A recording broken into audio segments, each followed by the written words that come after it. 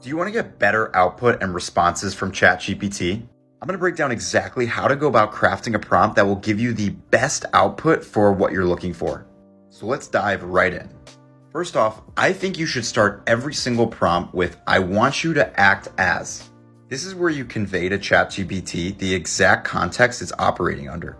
So you could say, I want you to act as a personal trainer. I want you to act as an advertiser. I want you to act as a travel guide. In this example, I'm going to say, I want you to act as an advertiser. The next sentence of your prompt should start with, I will. This is where you set the relationship between you and ChatGPT and what data you will provide it.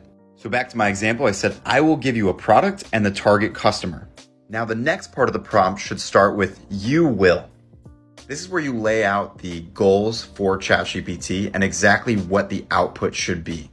So back to my example, I said, you will create a campaign to promote the product. You will choose the product slogan, channels for promotion, the key messaging, and the brand guidelines. Now this is the opportunity to get as specific as you want.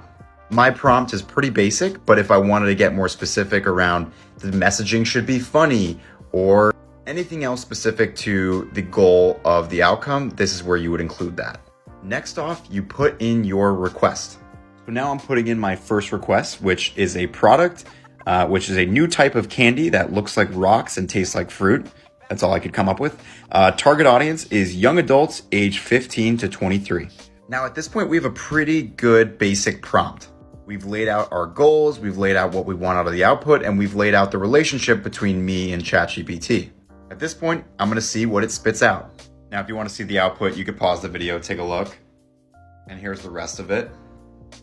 In future videos, I'll break down more complex prompt engineering and I'll also talk more about how you can fine tune the output to get it exactly where you want it to be and how it can actually remember the way that you fine tuned it.